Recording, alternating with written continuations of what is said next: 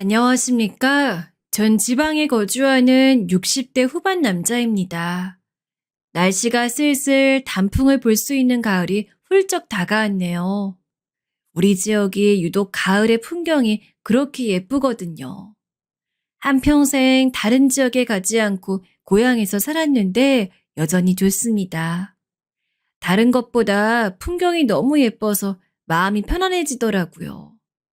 서울이나 수도권 사는 분들은 그 나름의 매력이 있겠죠? 서울의 편리함을 포기하고 지방에 사는 것도 만족스러운 삶이랍니다. 아무튼 오늘은 우리 가족에게 일어났던 사연을 하나 제보하려고 합니다. 개인적으로 너무 뿌듯하고 만족스러웠던 경험이라 여러분들에게 알리고 싶었거든요. 무슨 일이 있었는지 바로 시작하겠습니다. 이 사연을 듣고 계신 분 중에 혹시 자녀가 있으신 분들 계신가요? 전 자식이 5명이나 있습니다. 그중 4명이 딸이라 딸부잣집이죠. 이렇게 딸이 많은 집을 보면 다들 아들 낳으려고 그렇게 말이 낳았냐고 묻더라고요. 단도직입적으로 말씀드리자면 우리 집도 그 영향이 없진 않았습니다.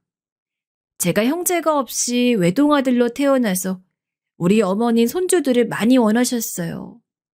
더 낳고 싶으셨는데 아이가 도저히 생기지 않아 낳지 못하셨거든요. 입양까지 고민할 정도로 부모님은 자식이 많은 것을 원하셨습니다. 오죽하면 친척에게 아이를 얻어올까 고민까지 하셨대요. 하지만 결국 저 하나라도 잘 키우자 생각하셨다고 합니다. 저 역시도 자라면서 그렇게 형제 많은 집이 부러웠어요. 물론 부모님의 사랑을 독차지한 것은 좋았습니다.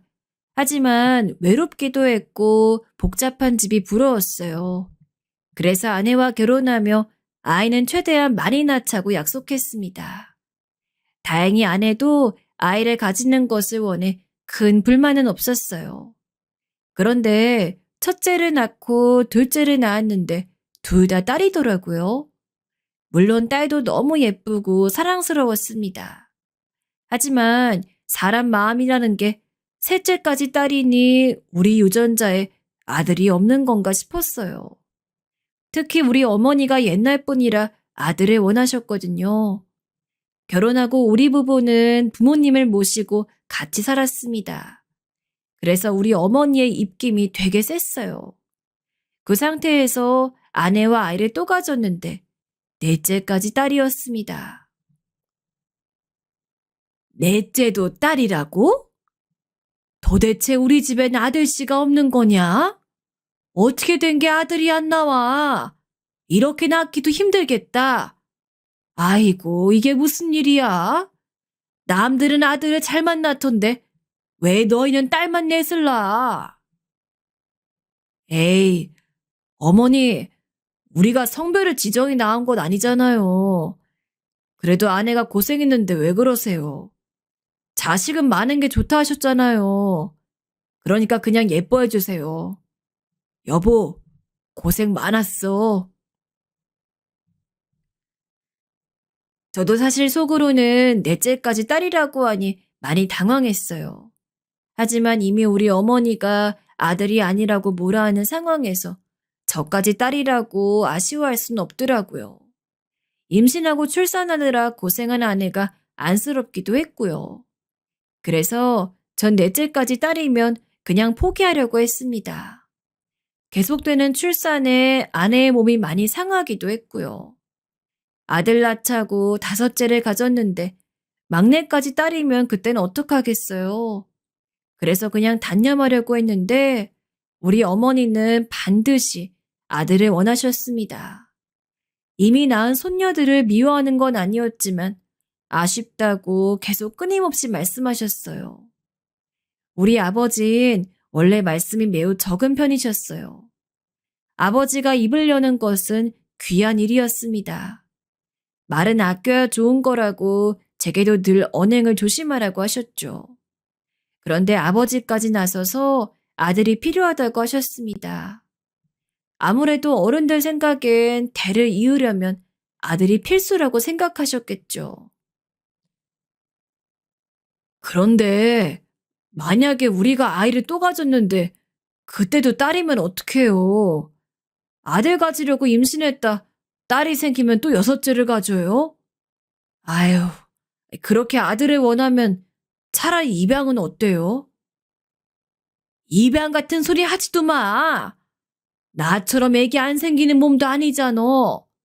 그냥 아들 낳을 때까지 낳든가? 하늘에 대고 빌어봐라. 그럼 아들을 보내줄 거야. 그래도 대를 이어야지. 딸들은 나중에 결혼하면 출가 외인이란 말이야. 어머니는 대놓고 아들을 원하셨는데 절대 입양은 안 된다는 주의였어요. 평소에 시집살이를 시키는 분은 아니었는데 이렇게 자식 관련해선 부딪히는 일이 많았습니다. 그리고 무엇보다 아내도 아들을 가지고 싶어 했어요. 아들을 낳으면 시부모님이 우리 부모님과 관계가 좋아질 거라 믿었던 거죠. 그 마음을 모르는 것은 아니었지만 우리가 아이의 성별을 고를 수 있는 것은 아니잖아요.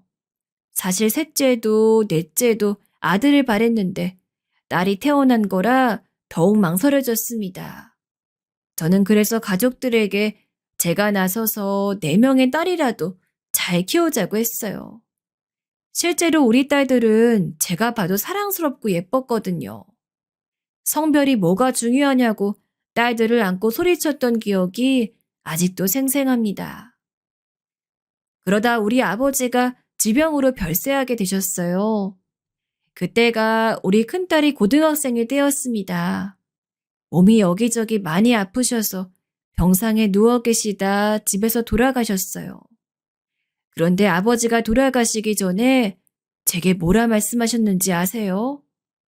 바로 아들은 낳아야 한다고 하셨습니다. 그렇게 아파 죽기 직전인데도 제게 눈 감기 전까지 아들을 원하셨죠. 아무리 제가 들어도 부모님 귀에는 들리지 않더라고요. 고집이 정말 대단하다고 느꼈습니다. 물론 아버지의 유언이라고 아내와 논의해서 아들을 낳은 것은 아닙니다. 몇 번이고 말했지만 아이의 성별은 우리가 고르는 게 아니잖아요. 5째를 가진 것은 정말 우연이었어요. 이미 아이들은 첫째는 고등학생이고 넷째는 9살이었습니다. 아내가 몸이 이상하다고 병원에 가더니 임신 소식을 들고 왔어요. 아내의 임신을 알고 어머니는 아버지가 죽으면서 아들을 보낸 게 틀림없다고 말씀하셨습니다. 이 한약을 먹어봐라. 이게 아들 생기게 하는 한약이래. 이거 먹고 다들 아들을 낳았다고 말이 많아. 내가 돈 많이 주고 사왔으니 아침마다 꼭 먹도록 해, 아가. 알겠니? 어머니, 이미 생긴 아이라고요. 그렇다고 딸이 아들로 바뀌어요? 말이 되는 소리 해요. 아유, 내 팔자야. 혹시나 해서 말하는 건데 그러다 딸 나오면 절대 원망하지 마세요. 그리고 기도도 그만하세요. 이미 성별은 정해졌어요. 우리 어머니는 옛날 분이라 믿는 미신이 아주 많았습니다. 그래서 전국을 돌아다니며 이상한 부적도 사오고 굿도 했어요. 더 웃긴 것은 아내도 그걸 믿었다는 거였습니다. 저 혼자만 이 이상한 이 여자들 속에서 5째가 딸이라도 예뻐해 주려고 생각했어요. 그리고 마침내 아내가 5째를 낳았는데 성별은 그렇게 어머니와 아내가 원하던 아들이었습니다. 전 속으로 딸아이여도 내 새끼니까 예뻐하려고 했는데 막상 아들이 나오니 기쁘긴 하더라고요. 물론 아내와 어머니는 너무 대놓고 좋아하셨습니다. 특히 어머니의 반응이 난리였죠. 어머니는 손자가 태어났다고 소를 잡으셨어요. 동네 사람들을 집으로 불러서 집안에 경사가 났다고 잔치를 벌이셨습니다. 우리 집이 딸부잣집인 걸 알고 이웃들도 제게 축하한다고 하더라고요. 우리 아내는 아들인 것을 알자 눈물까지 엉엉 흘렸습니다. 그렇게 온 동네에 주목을 받고 태어난 아들이었어요. 늦둥이라 오랜만에 아기를 보니 확실히 저도 귀엽긴 했습니다. 그런데 어머니와 아내는 유별나게 아들을 좋아했어요. 확실히 아들을 낳고 어머니도 며느리인 우리 아내와 사이가 각별하게 좋아졌습니다. 딸들을 낳았을 땐 어머니가 아내에게 딱히 뭐를 해준 것도 없었거든요. 그런데 아들을 낳았더니 무려 금을 선물해 주었어요. 아들 낳느라 고생했다고 온갖 귀한 음식도 다 사서 먹이고 아내의 친정인 처가에도 선물을 어마어마하게 보냈습니다. 아내도 시어머니에게 그런 대접을 받으니 아들이 그렇게 예뻤는지 아들이라면 사족을 못 쓰기 시작했어요. 아들은 실제로 태어나고 걸을 때까지 아내와 어머니 품속에서 잠을 교대로 번갈아 잘 정도로 예쁨을 많이 받았습니다. 걷기 시작하고도 어머닌 우리 아들이 넘어지면 땅을 때릴 정도로 손자를 특히 좋아하셨죠. 아이가 크면서 어머니와 아는 아들에 대한 편애를 숨기지 않았어요. 그래서 일부러 제가 더 딸들에게 사랑을 주려고 노력했습니다. 다행히 우리 딸들도 막내가 늦둥이라 예쁘다고 본인들이 나서서 안아주고 예뻐해 다행이었죠. 다들 이미 어느 정도 큰 뒤라 아기가 예뻤나 봐요. 아들의 돌잔치 때는 어머니가 다시 손을 잡으셨어요. 아들이 자라면서 생일 때는 온 동네의 잔치였습니다. 어머닌 손자라면 무엇이든 해주려고 하셨거든요. 사랑을 많이 주는 것은 물론 좋은 행동이라고 저도 생각합니다. 하지만 이렇게 온 가족의 사랑을 혼자 받은 늦둥이 아들은 자라면서 조금씩 엇나가기 시작했어요. 어휴, 아들. 그렇게 누나 때리고 그러면 어떡해. 아빠가 누나들에게 손대지 말라고 했지. 그리고 과자는 밥 먹고 다음에 먹는 거야. 빨리 그거 손에서 내려놓고 밥 먹어. 괜찮다. 애들이 장난으로 그런 건데 뭘 그런 걸로 혼을 내고 그래? 우리 손자 기죽어. 이리 와 우리 강아지. 할머닌 다 괜찮아. 과자가 더 먹고 싶어? 그래, 할머니가 과자 줄게. 어머니, 자꾸 그러니까 애가 버릇이 나빠져요. 적당히 혼낼 거 혼내며 키워야죠. 이러다 학교 가면 애들 때리고 다니면 어떡해요. 안 그래도 지금도 동네에서 애들 때리고 다니잖아요. 사내 자식이 어디 가서 맞고 다니는 것보단 훨씬 낫다. 원래 남자애들은 이렇게 키우는 거야. 너도 남자면서 그렇게 모르니? 딸도 아니고 아들은 이렇게 키워야 해. 너도 이렇게 자랐어. 어머니와 아내는 아들이 버릇없는 행동을 해도 오히려 아들의 편을 들었어요. 그러니 제가 아들에게 더 무섭게 대했는데 그럴수록 아들은 어머니와 아내의 품으로 파고들었습니다. 미취학 아동일 때부터 저러더니 결국 아들은 학교에 가자 사고뭉치가 되었습니다. 학교에 도대체 몇 번을 불려갔는지 손으로 셀 수도 없어요. 제가 딸을 4명을 키우면서 한 번도 사고 쳐서 학교에 불려갔던 적이 없거든요. 그런데 아들을 키우며 1년에 몇 번을 갔는지 모릅니다. 가서 선생님께 죄송하다고 하고 아들이 때린 학생들의 부모님에게 머리를 얼마나 조아렸는지 몰라요. 하지만 아들의 그런 행동을 막을 수는 없었습니다. 왜냐하면 집에서 어머니와 아내가 그렇게 아들이 사고를 쳐도 예쁘다고 했거든요. 저렇게 두다가는 망나니가 될 것 같아 저도 아들을 얼마나 잡으려고 노력했는지 몰라요. 하지만 이미 집안 분위기가 이러니 아들의 만행은 날이 갈수록 심해졌습니다. 오죽하면 중학생 땐 어떤 일이 있었는지 아세요? 그날도 학교에서 선생님이 불러 저 혼자 학교에 갔습니다. 아내 데리고 가면 아내가 끝까지 아들 편을 들어 어느 순간부터 학교에 불려갈 때는 저 혼자 갔어요. 아버님, 민철이가 사고를 너무 많이 쳐서 이대로 가다가는 전학을 보내야 해요. 이 동네에 중학교가 여기밖에 없는 거 아시죠? 선생님들 무서운 줄도 모르고 같은 학생들은 때리고 심지어 수업 중에 갑자기 밖으로 나가요.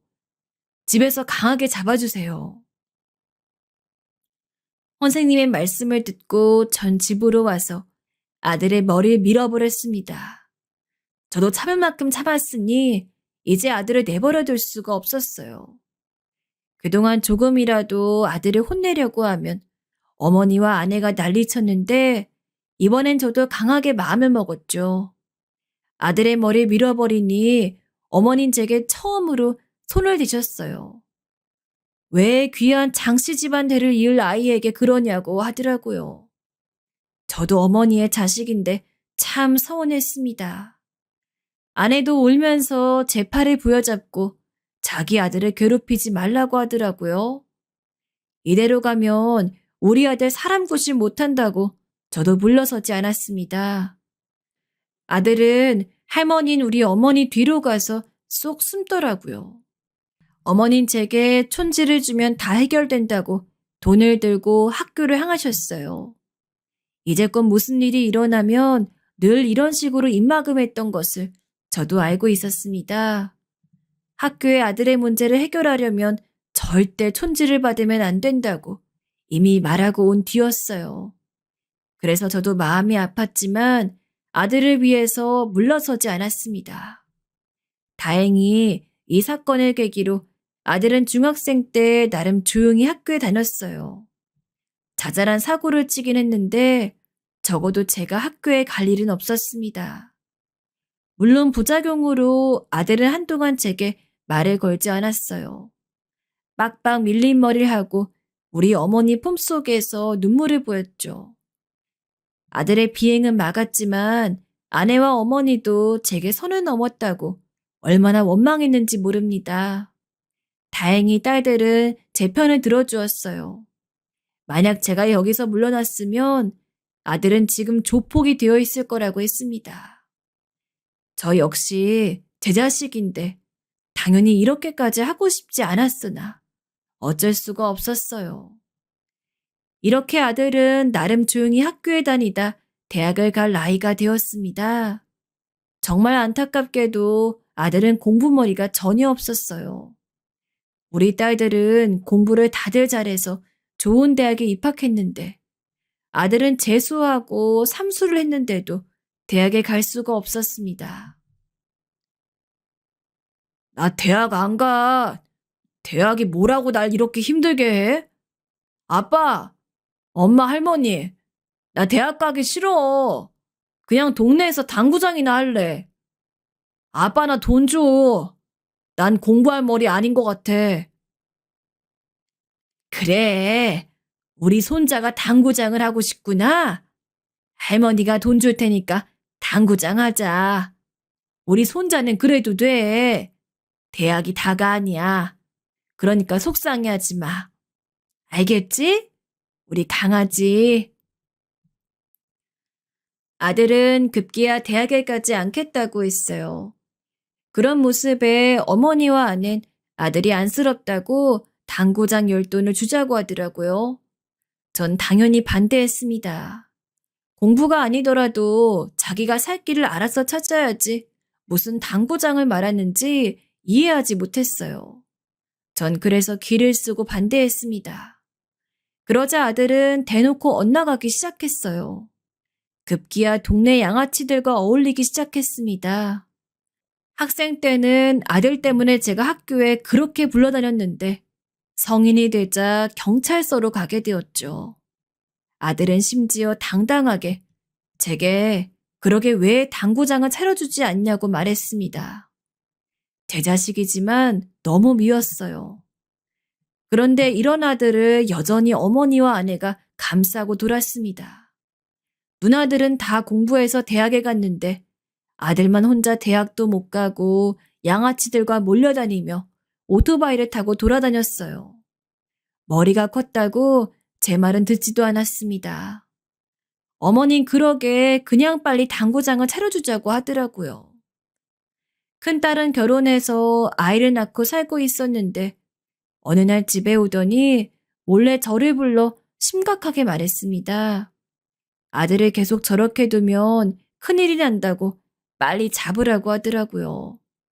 하지만 이미 엇나갈 대로 엇나간 아들을 쉽게 잡을 수가 없었습니다. 제가 뭐라고 하면 오히려 대들던 아들이었어요. 큰딸은 제게 다시 머리라도 밀어버리라고 하더라고요. 저도 마음 같아선 그러고 싶었습니다. 하지만 아들은 이미 중학생이 아닌 저보다 훨씬 건장한 성인이었어요. 속이 얼마나 타는지 친구들을 만나 하소연해도 풀리지 않더라고요.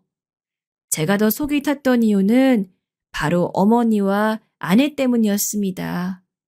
저러고 다녀도 아들에게 쩔쩔매는 모습에 한숨이 나왔어요. 저는 결국 강한 결단을 내리게 되었습니다. 절대, 이제 무슨 일이 있어도 절대 막내한테 1원도 주지 마.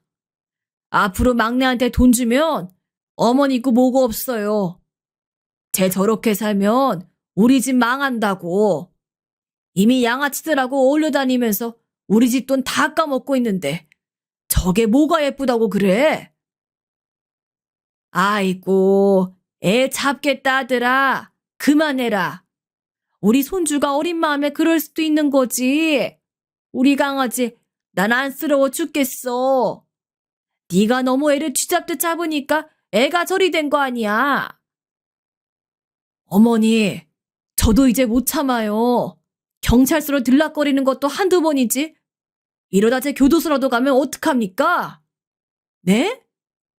제발 이번 한 번만 눈 딱 감고 모른 척 좀 해주세요. 막내, 너 돈 필요하면 너도 성인이니 알아서 돈 벌어. 그동안 제가 아무리 생각해도 막내가 저러고 돌아다니던 것은 여유가 있어 그랬던 것 같았습니다. 어머니와 아내가 또래에 비해 넉넉하게 지어나니 세상 무서운 것을 자기가 몰랐던 거죠.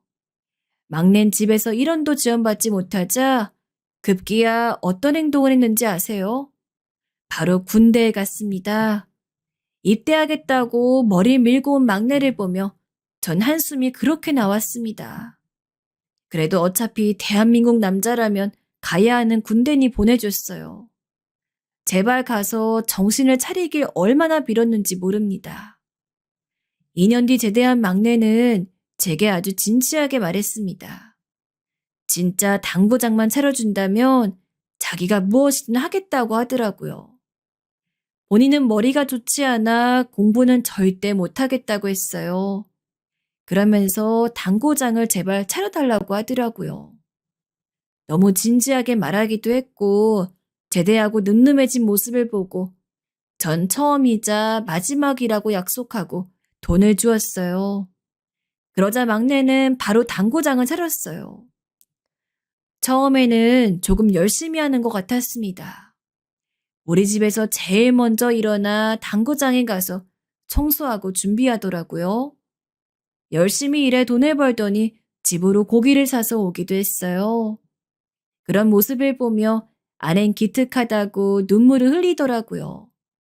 저도 내심 속으로 이놈이 드디어 정신을 차렸다고 생각했습니다. 하지만 그것도 오래 가지 않더라고요. 겨우 한 반년이 지나자 금세 또 질렸는지 가게에 나가지 않았습니다. 본인이 사장인데 가게를 전혀 돌보지 않았어요. 제가 아들에게 왜 가게에 나가지 않냐고 하자 자기가 알아서 한다고 오히려 화를 내더라고요. 저는 그 모습을 보며 당구장을 차릴 수 있도록 도와준 것을 후회하기 시작했습니다. 이때 아들하고 전 참 많이 싸웠어요. 전 당장 당구장을 접으라고 했고 아들은 자기가 알아서 한다고 난리였습니다. 집안 분위기는 당연히 좋지 않았어요. 그런데 얼마 후에 이상한 일이 벌어졌습니다. 갑자기 아들이 변해서 당구장을 열심히 나가더라고요. 이게 무슨 일인가 싶었는데 일단 성실하게 사는 모습에 안도했습니다. 어머니와 아내도 덩달아 기뻐했어요. 그리고 조금 시간이 흐르자 아들이 별안간 갑자기 예고도 없이 어떤 아가씨를 우리 집으로 데리고 왔습니다. 데리고 온다는 말도 없이 진짜 저녁에 참하고 예쁜 아가씨와 집에 왔어요. 그러더니 뭐라고 했는지 아세요? 아버지, 어머니 할머니 저 결혼할래요. 미선 씨랑 사랑에 빠졌습니다. 제가 갑자기 변해서 당황스러웠죠? 이게 다 미선 씨 덕분이에요. 저 정신 차리고 공부해서 대학도 가겠습니다. 아, 아들, 이게 무슨 소리냐? 갑자기 결혼한다고? 이 아가씨가 네 여자친구야? 아니, 결혼할 거면 미리 말을 해야지. 이렇게 갑자기 며느리 데리고 오면 어떡하냐? 아이고, 안녕하세요. 이리 오세요. 너무 당황한 저는 얼떨결에 아들과 결혼한다는 아가씨를 마주하게 되었어요. 며느리의 첫인상은 아직도 잊을 수가 없습니다. 딱 보자마자 이런 아가씨가 도대체 우리 아들을 왜 만날까 의아했어요. 너무 착하고 순한 게 표정만 봐도 보였거든요.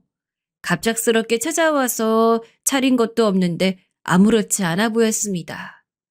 오히려 준비한 꽃다발을 내밀면서 잘 부탁한다고 하더라고요. 며느린 동네 수선집에서 일하던 아가씨였습니다. 아들이 사장으로 있는 당구장 바로 밑에 있는 수선집이었어요. 알고 봤더니 얼마 전부터 일하기 시작했다고 하더라고요. 시기를 보니 딱 아들이 정신 차리고 성실하게 가게에 나가는 시점이었어요. 그런데 며느리의 사정을 들어봤더니 눈물 없이 들을 수 없는 가정사를 가지고 있었습니다. 바로 며느리는 홀아버지 밑에서 자랐다고 하더라고요. 어머니는 며느리 낳으며 돌아가셨고 홀아버지는 심지어 다리를 저는 장애인이라고 했습니다. 또 어린 동생까지 있어서 혼자 열심히 돈을 벌고 있었어요. 아픈 아빠 때문에 고등학교를 졸업하고 바로 일하기 시작했다 하더라고요. 심지어 집에 빚이 많았는데 그게 다 친척들 때문에 생긴 빚이라고 했습니다. 그래서 혼자 열심히 소녀가장으로 벌어 살고 있었어요. 그런데도 웃음을 잃지 않고 긍정적으로 사는 모습에 제 딸도 아닌데 참 기특했습니다. 전 자고로 사람은 긍정적으로 살아야 한다고 생각하거든요. 세상이 무너져도 희망을 잃지 않는 것이 중요하다고 생각합니다. 그런 제 생각에 딱 맞는 며느리 보자 참 예뻤어요. 물론 얼굴도 예뻤지만 무엇보다 마음씨가 너무 제 마음에 들었습니다. 속으로 이런 사람이 왜 우리 아들을 만나는지 궁금하기도 했죠. 이런 저와 달리 어머니와 아내는 며느리를 별로 좋게 생각하지 않았습니다. 바로 며느리의 집안 환경이 좋지 않았기 때문이에요. 아내는 적어도 부모가 둘 다 멀쩡하게 살아있는 집을 원했습니다. 다 쓰러져가는 집안 환경의 여자와 굳이 우리 아들을 결혼하게 하고 싶지 않아 했어요. 어머니는 이런 여자를 데리고 와도 우리 아들이 아까워서 안 된다고 하셨습니다. 하지만 저는 반드시 이 아가씨와 우리 아들을 결혼시키고 싶었어요. 살다 보면 사람의 촉이라는 게 있지 않습니까? 저는 딱 아가씨를 보자마자 우리 아들을 사람답게 살 수 있도록 구제해줄 은인이라는 것을 느꼈습니다. 그래서 무작정 결혼을 찬성했어요. 그리고 제 뒤에는 든든한 딸들이 있었습니다. 특히 장녀인 큰딸이 며느리 보자마자 마음에 들어 했거든요. 이 사람아, 사람 됨됨이가 제일 중요하지. 무슨 재산이 어떻고 가정 환경이 어떻고 그런 걸 따져. 그냥 결혼시켜. 우리 아들 저 아가씨랑 결혼 못하면 인생 어떻게 또 막장으로 살지 몰라. 당신은 도대체 왜 우리 아들을 그렇게 말해? 내가 뭐 어디 재벌가 손녀딸 데리고 오래? 그냥 평범한 가정이면 된다고. 다 쓰러져가는 집안의 소녀 가정을 왜 우리 아들하고 결혼시키냐고. 아내와 저는 이 결혼 때문에 얼마나 많이 싸웠는지 몰라요. 급기야 어머니는 결혼을 반대한다고 머리에 두건을 쓰고 눕기까지 하셨습니다. 다행히 딸들은 제 편이었어요. 아들이 동네에서 양아치들하고 몰려다녀 본인들까지 창피했다고 하더라고요. 그러면서 그래도 저 아가씨를 만나더니 애가 성실하게 가게 운영도 하고 술 마시며 몰려다니지 않는다고 결혼을 적극적으로 주장했습니다. 이 과정에서 저는 아들과 극적인 화해도 하게 되었어요. 원래 서로 대면대면한 사이였는데 모로 가도 서울만 가면 된다고 하죠. 아들은 본인의 결혼을 제가 적극적으로 추진하자 본인을 드디어 믿어주는 거냐고 눈물을 보였습니다. 뭐가 됐든 전 아들을 사람 만드는 게 인생의 목표였어요. 이런 상황에서 아들과 며느리는 결국 결혼에 성공했는데 여기서 며느리의 꿈도 컸습니다. 우리 집은 딸이 4명이나 있고 집도 화목한 편이지만 딸들의 성격이 다들 애교가 많고 그러진 않아요. 다들 오히려 할 말은 제대로 하는 대장부에 가깝습니다. 그래서 우리 어머니가 늘 딸들에게 차분하게 행동하라고 할 정도였어요. 딸들은 그 말을 듣지도 않았지만요. 어쨌든 우리 딸들과 다르게 며느린 참하고 웃는 얼굴로 조곤조곤 말하곤 했습니다. 아들도 없이 혼자 집에 와서 꽃다발을 들고 찾아오거나 과일을 사오고 예쁜 컵 같은 것도 사왔습니다. 형편도 좋지 않은데 뭘 이리 사오냐고 해도 본인이 좋아 그런 거라고 웃으면서 말했어요. 저야 당연히 그런 며느리를 보고 반드시 내가 죽더라도 이 결혼을 시키고 싶었습니다. 아들은 그런 며느리 옆에서 바보처럼 웃으면서 며느리만 바라보고 있었죠. 완전히 다른 사람이 된 것 같았어요. 결국 이런 노력 끝에 우리 어머니와 아내도 허락해서 드디어 결혼이 성사되었습니다. 물론 결혼을 허락했다고 며느리 마음에 들어한 것은 아니었어요. 하지만 저는 일단 결혼식을 올리고 혼인 서류에 도장을 찍은 것을 보니 죽어도 여한이 없었습니다. 며느리와 아들의 신혼집은 며느리 집과 가까운 곳에 얻어주었어요. 인간적인 도리로 아픈 며느리의 아버지를 위해 병원비도 내주었어요. 저는 있는 사람이 베푸는 것이 맞다 생각하거든요. 며느리는 제가 이렇게 본인 친정을 도와주니 너무 감사하다고 저를 볼 때마다 고맙다고 말했어요.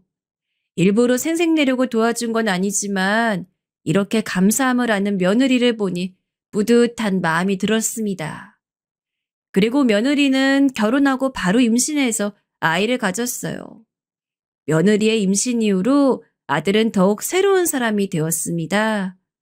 갑자기 책임감이 생겼다고 온 동네 길거리를 누가 시키지도 않았는데 쓸고 다녔어요. 마주치는 사람마다 밝게 웃으며 인사해서 주민들이 처음에는 다른 사람인 줄 알았다고 하더라고요. 제가 그렇게 싫어하는 양아치들과도 관계를 단절하고 오로지 며느리만 바라보고 살았습니다. 둘이 잘 사는 모습을 보니 얼마나 뿌듯했는지 모릅니다. 아이고, 아이고야. 우리 손주 며느리가 아들을 낳았네. 우리 가문의 영광이다. 세상에, 아들 귀한 집에 이게 무슨 경사야. 소를 잡아서 잔치를 열어야겠다. 아가, 내가 결혼 반대해서 미안하다. 응? 어머니, 내가 딱 우리 며느리가 우리 가문 구할 귀인이라고 했죠? 거봐요. 그러게 왜 그렇게 반대했어요? 세아가 출산하고 조리 잘해야 평생 안 아픈 거 알지?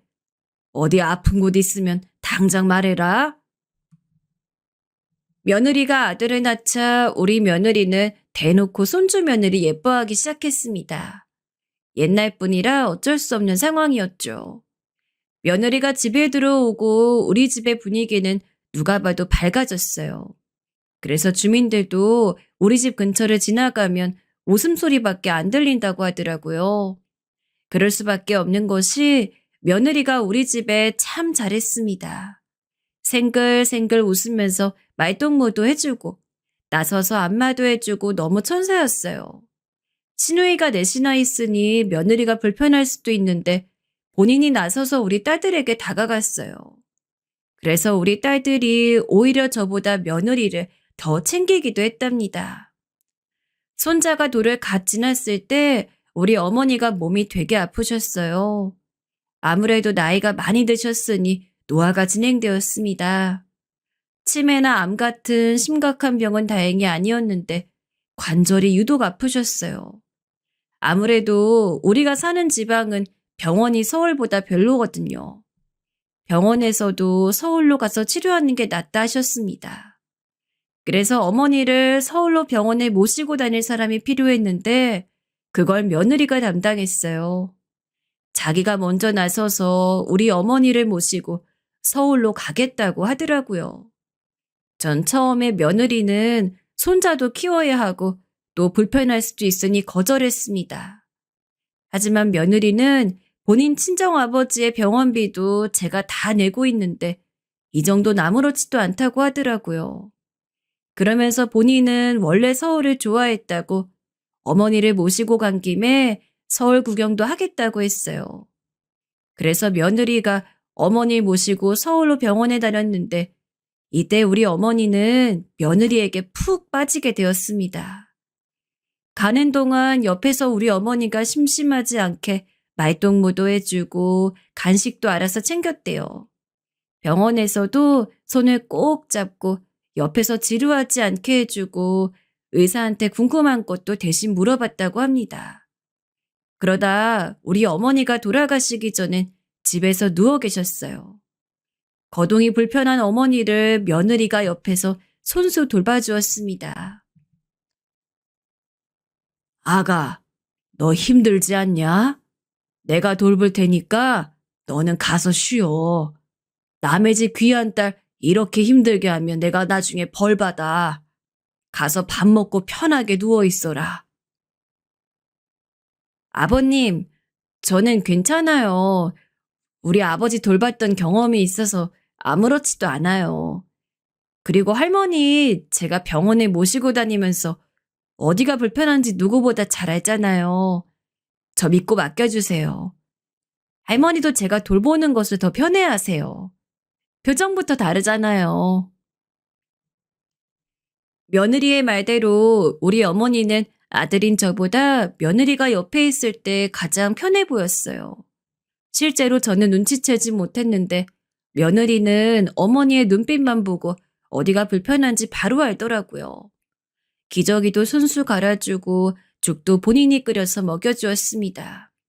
그 모습을 보고 전 며느리에게 얼마나 감동했는지 모릅니다. 우리 아들도 생전 부엌에 들어가질 않았는데 며느리와 아이를 낳더니 아예 다른 사람이 되었어요.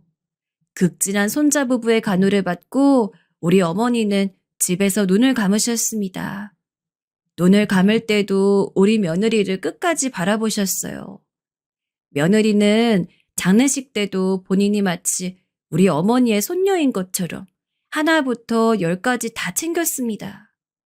친척들이 며느리 보더니 어디서 복덩이를 데려왔냐고 하더라고요. 전 장례를 마치고 며느리를 따로 불렀습니다. 그리고 며느리에게 혹시 원하는 게 있냐고 물었어요. 우리 어머니를 마지막 가는 길에 잘 보내드렸으니 며느리에게 거하게 뭐라도 해주고 싶었습니다.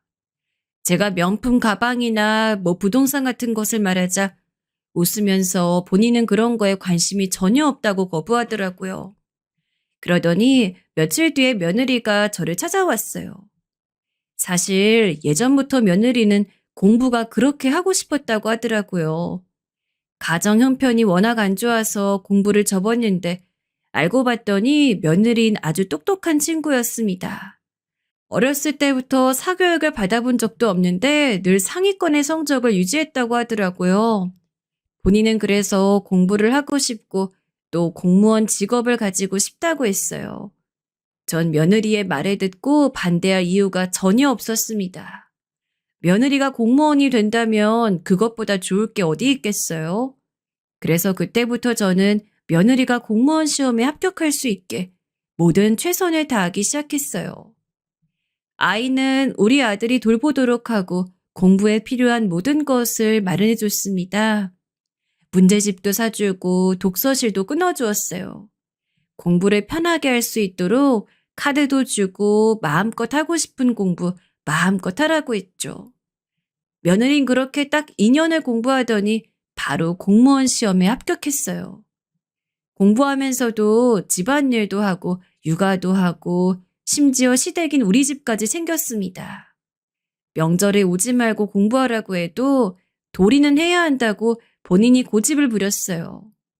우리 집의 가족들은 이미 우리 어머니를 옆에서 간호한 뒤로 며느리에게 절대 싫은 소리 한 적이 없거든요. 그래서 본인 마음이 편한 대로 하게 두었습니다.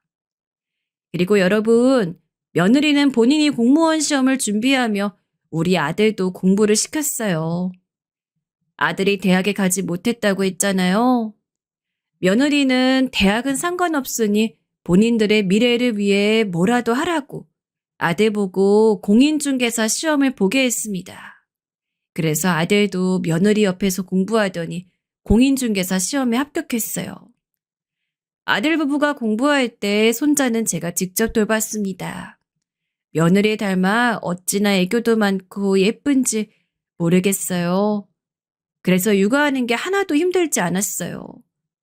처음에 아들이 워낙 공부를 못했고 정신이 산만한 것을 아니 전 아들의 합격은 기대하지도 않았습니다. 그런데 갑자기 합격했다고 하니 믿을 수가 없었어요. 이렇게 우리 아들은 결혼하더니 완전히 다른 사람이 되어버렸죠. 아버님, 저 시청으로 발령났어요. 지금보다 훨씬 일이 바빠질 것 같은데 그래도 저는 좋아요. 일하면서 힘든 것은 왜 괜찮은지 모르겠어요. 아이, 어릴 때부터 워낙 힘들게 자라서 그런가? 어쨌든 이게 다 아버님 덕분이에요. 너무 감사해요. 아가, 내가 뭘 한 게 있다고 그러니? 난 네가 시청에서 일한다니 얼마나 자랑스러운지 몰라. 우리 아들도 결혼하고 아예 다른 사람이 되어 너한테 오히려 고맙지. 손자는 내가 돌볼 테니 걱정 말고 일 열심히 하렴. 힘들면 언제든지 말해. 며느리는 공무원으로 일하고 몇 년 뒤에 시청에서 일하게 되었어요.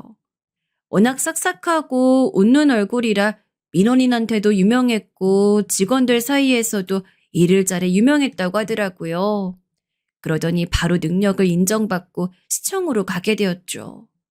전 어디 가서 자식들 자랑은 안 해도 며느리 자랑을 하기 바빴어요. 제가 낳은 딸도 아닌데 너무 예쁘고 자랑스러웠거든요. 그래서 어린 손자를 돌보는 것은 하나도 힘들지 않았습니다. 며느린 그런 제게 늘 감사하고 미안하다고 하더라고요. 말을 어찌나 예쁘게 하던지 세상에 있는 모든 좋은 것은 다 주고 싶었습니다. 그런데 며느리는 시청에 가서 일한 뒤로 표정이 날이 갈수록 어두워졌어요. 원래 워낙 밝고 예쁜 사람이었는데 살도 점점 빠지더라고요. 건강에 이상이 있는 것 같아 병원에 데리고 가려고 해도 며느리가 거부했습니다. 그냥 일이 바빠서 그렇다고 하더라고요. 공부할 때도 본인이 나서 명절에도 오고 그랬는데 시청에서 일한 뒤로는 집에도 잘 오지 못했습니다. 일하느라 그런 것은 당연히 이해하지만 저는 며느리의 건강이 걱정되었어요. 손자를 우리 집에 맡기고 데리고 가는 것도 다 우리 아들이 했거든요. 아들에게 며느리의 안부를 물어도 집에 잘 못 들어온다고 하더라고요. 그러다 한 가지 사건이 발생했습니다. 전 이날을 생각하면 아직도 자다가도 눈이 번쩍 떠지더라고요. 우리 소중한 며느리에게 이런 일이 일어날 줄은 상상도 하지 못했습니다. 도대체 어떤 일이 있었는지 궁금하시죠? 며느리의 친정아버지 병원비를 제가 내고 있다고 했잖아요. 마침 사돈이 그때 크게 아프셨습니다. 며느리가 시청에서 일한 뒤로 안 그래도 바쁜데 아픈 사돈을 위해 병원도 자주 다녔거든요. 곤란해하는 것을 보고 저랑 아들이 대신 가서 돌보는데 사돈이 딸인 며느리를 계속해서 찾으셨어요. 며느리 힘들다고 할 법도 한데 절대 그런 소리 우리에게 하지 않았어요. 아가, 괜찮니? 얼굴이 너무 상했다. 내가 한약이라도 지어줄 테니까 그거라도 먹으면서 일하렴. 일이 그렇게 많어? 너무 견디기 힘들면 그만두어도 좋아. 나는 다른 것보다 네 건강이 제일 우선이다. 아버님, 감동이에요. 저는 괜찮아요. 제가 되고 싶어서 힘들게 공부에 들어온 거잖아요. 이것도 아버님 덕분에 공부할 수 있었으니 전 아버님께 감사해요. 우리 아빠까지 이렇게 돌봐주시고 제 인생의 은인이세요. 며느리는 저한테 오히려 이렇게 고맙다고 말할 정도로 착한 사람이었어요. 이런 상황에서 사돈은 날이 갈수록 건강이 안 좋아지셨습니다. 결국 죽을 고비도 얼마나 넘겼는지 몰라요. 이 과정에서 며느린 일하다 달려왔던 적도 많습니다. 도저히 일을 뺄 수 없으면 저랑 아들이 사돈의 곁을 지켰죠. 그러다 결국 사돈은 하늘로 가게 되셨습니다. 우리 어머니를 며느리가 마지막까지 지켜주었으니 사돈의 곁은 제가 지켜주었어요. 며느린 하필 그때 일이 바빠 자주 오지 못했는데 임종은 가까스로 지킬 수 있었습니다. 그렇게 사돈을 보내고 며느린 한동안 슬픔에 빠진 상태였어요. 살도 너무 많이 빠져서 뼈가 보일 정도였습니다. 그런 며느리를 보고 너무 안타까웠어요. 아들에게 옆에서 많이 챙겨주라고 했습니다. 그러다 사건이 하나 발생했는데 이게 본격적인 내용이에요. 사돈이 별세하고 며느리의 얼굴은 더 볼 수가 없었어요. 너무 바빠서 집에도 잘 안 온다고 하더라고요. 저는 진심으로 며느리가 걱정되기 시작했습니다. 워낙 사돈과 며느리의 관계가 애틋했던 것을 아니 며느리의 심정이 어떨지 상상도 하지 못했거든요. 저도 어머니를 떠나보내서 며느리가 얼마나 힘든지 알고 있기도 했고요. 그런데 며느리는 연락조차 잘 되지 않았습니다. 아들도 며느리가 집에 오면 겨우 잠만 자고 다시 출근한다고 했어요. 그러다 한 가지 사고가 발생했습니다. 손자를 제가 돌보고 있었는데 잠시 한눈을 팔았더니 손자가 크게 다쳤어요. 피가 철철 흐르는 타박상을 입게 되었습니다. 급하게 아들을 불러 병원에 갔는데 손자가 자꾸 엄마를 찾더라고요. 무조건 엄마를 찾으며 울어서 저랑 아들이 아무리 달래도 듣질 않았습니다. 애가 자지러지듯 우니까 병원에서는 빨리 며느리 데려오라고 했어요.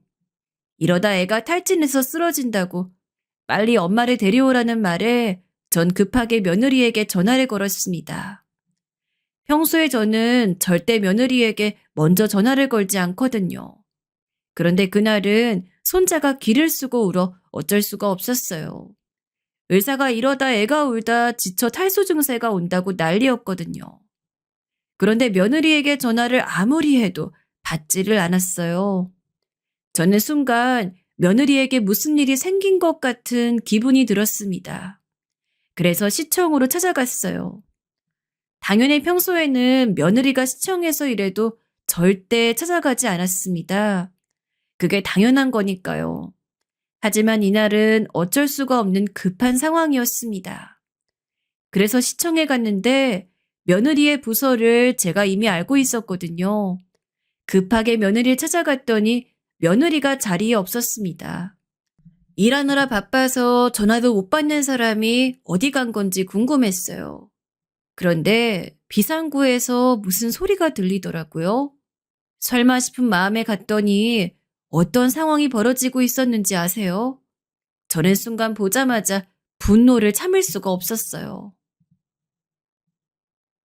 미쳤어? 어? 제대로 일 안 해? 너만 아버지 있어? 나도 아버지 있어. 아무리 부모가 죽어도 일은 해야 할 거 아니야. 우리 부서가 얼마나 힘든지 알잖아? 일 잘한다고 해서 데려왔더니 이딴 식으로 일할 거야? 어? 이럴 거면 당장 그만둬. 죄송합니다. 하지만 저도 정당하게 제가 쓸 수 있는 연차를 쓴 거잖아요. 그리고 시키는 일은 다 마무리 지었어요. 최대한 부서에 피해가지 않도록 저도 최선을 다했어요. 앞으로도 거슬리지 않도록 할게요. 뭐? 야, 이게 어디서 상사한테 말대꾸냐? 너 미쳤어? 내가 누군지 알아? 확, 씨. 상사와 며느리는 비상구에서 큰 소리를 내며 갈등을 빚고 있었어요. 들어봤더니 며느리가 사돈이 아파 일을 빠졌던 게 화근이 된 것 같았습니다. 하지만 제가 알기로 며느리의 말처럼 며느린 잘못한 게 없었거든요. 그런데 며느리의 상사는 며느리가 괘씸했는지 저 말을 듣자마자 무려 손을 들어 우리 며느리의 뺨을 내리쳤습니다. 순간 저는 살면서 이런 분노를 느꼈던 적이 없어요. 정말 너무한다고 생각했습니다. 며느리는 사돈이 돌아가셨을 때를 빼고 한 번도 제 앞에서 온 적이 없거든요. 항상 웃는 얼굴로 오히려 제게 응원해준 사람이었습니다. 그런 며느리가 뺨을 맞고 서러워서 엉엉 우는 것을 제 눈으로 보고 저는 속에서부터 열불이 나서 참을 수가 없었습니다. 그동안 우리 며느리를 생각해서 꼭 참고 또 참았던 게 드디어 터지게 되었어요. 감히 건드려도 우리 며느리를 건들다니. 이건 있을 수 없는 일이었습니다. 너무 미친 듯이 화가 나서 시장실로 바로 쫓아갔어요. 그때는 눈에 뵈는 게 전혀 없었습니다. 무작정 시장실로 가서 문을 열었더니 시장이 아는 척을 하더라고요. 여러분, 사실 저는 우리 지역에서 알아주는 지역 유지입니다. 대대손손 가난했던 적이 없는 아주 유명한 집이에요. 그래서 딸이 그렇게 많아도 다 대학도 보내고 시집도 잘 보냈답니다. 돈 걱정이 없어 아들이 저렇게 부모를 믿고 막 나갔던 과거를 가지고 있었던 거였어요. 그러다 보니 당연히 공무원과도 밀접한 관계를 지니고 있었습니다. 하지만 며느리는 자세한 속사정은 모르고 있었어요. 제가 관공서 윗사람들과 친밀한 관계라는 것을 자세히는 몰랐죠. 아무튼 제가 문을 콱 열자 시장은 놀란 눈으로 저를 쳐다보았습니다. 아이고, 오셨어요? 아이, 무슨 일이세요? 일단 여기 앉으세요. 커피로 드릴까요?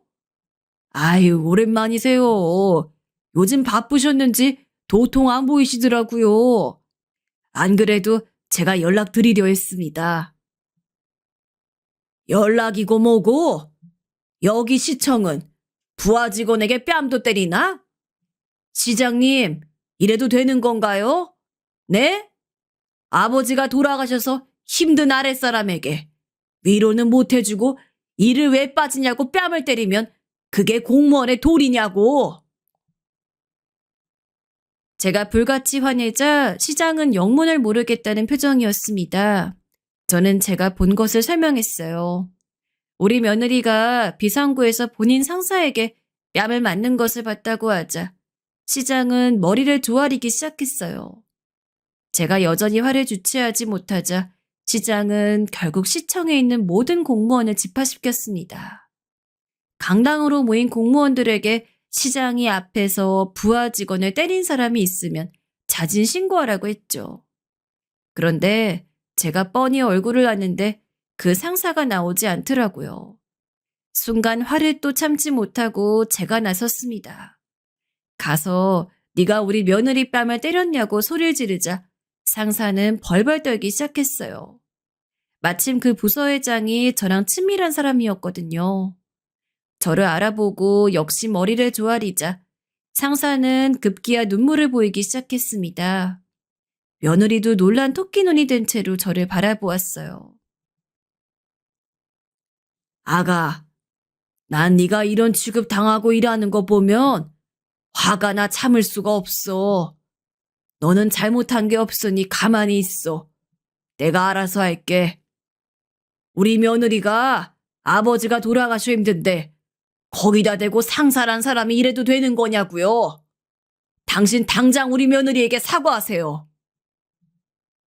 아이고, 미안합니다. 아이, 제가 도대체 무슨 짓을 했는지 모르겠어요. 죄송합니다. 정말 다시는 이런 일이 없도록 할게요. 너무 죄송합니다. 상사는 울면서 며느리 앞에서 무릎을 꿇고 빌기 시작했어요. 솔직히 저라면 그런 상사를 절대 용서하지 못할 텐데 며느리는 괜찮다고 하더라고요. 자기는 이제 괜찮으니까 다른 사람에게는 절대 그러지 말라고 말했습니다. 그런 천사 같은 며느리를 보고 주변에서도 다들 감탄했어요. 시장도 감동했는지 며느리 한참 쳐다보았습니다. 그렇게 우리 며느리를 때린 상사는 인사발령이 다른 곳으로 나서 며느리와 멀리 떨어뜨려 놨어요. 제가 가해자인 상사는 무조건 며느리와 멀리 떨어지게 해달라고 했거든요. 시장은 지역 유지인 제 말을 거역할 수 없었습니다. 제가 실제로 시청에 기부하는 돈도 어마어마했거든요. 또 지역에서 유명한 사람들과 친분도 두터웠어요. 시장이 쩔쩔매는 모습을 보고 그 상사는 며느리에게 또 사과했다고 하더라고요. 아무래도 우리 지역에서 계속 죽을 때까지 살 거면 시장이나 제게 밉보이면 안 되니까요. 그 뒤로 며느리는 지금도 여전히 잘 다니고 있답니다. 며느리 원래 성격도 좋고 일도 잘해서 사람들이 좋아했다고 하더라고요. 이 사건이 끝나고 며느리가 제게 다가와서 너무 든든하고 고마웠다고 웃으면서 말했습니다. 저는 그런 며느리를 보고 우리 아들을 사람으로 만들어주고 어머니 가는 길도 지켜주었는데 이건 당연하다고 했어요. 며느리는 본인 아버지가 돌아가시고 마음 둘 곳이 전혀 없었는데 시아버지인 저를 이제 친정아빠라고 생각하겠다 하더라고요. 그 말을 듣고 저도 눈물이 나왔습니다. 지금도 며느리와 저는 서로 너무 잘 지내고 있어요. 아들과 며느리는 금슬도 좋아서 지금 둘째도 임신한 상태랍니다. 참 우리 아들은 당구장을 접고 며느리와 공부해서 합격한 공인중개사 자격증으로 열심히 부동산 일도 하고 있어요. 매일 열심히 일하는 아들을 보고 우리 아내도 뿌듯하다고 하더라고요. 딸들은 우리 며느리를 복덩이라고 부르고 있어요. 이렇게 며느리가 시집오고 우리 집은 웃는 일이 가득해서 얼마나 좋은지 모릅니다. 아마 남은 인생도 행복하게 살 것 같아요. 여러분, 여기까지가 제가 준비한 사연입니다. 재미있게 들으셨나요? 저는 개인적으로 살면서 가장 통쾌했던 사연이랍니다. 이 사건 뒤로 며느리와 관계도 훨씬 좋아졌어요. 제 사연 들어주셔서 진심으로 감사합니다. 다들 행복하세요.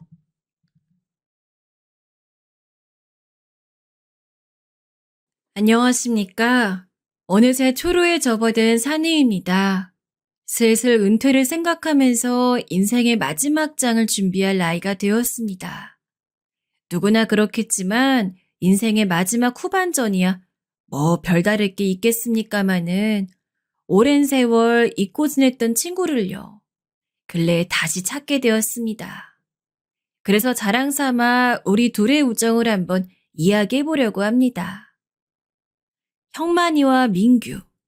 어린 시절 우리는 늘 사람들에게 마치 한 세트인 것처럼 불리곤 했습니다. 오성과 한음처럼 말이죠.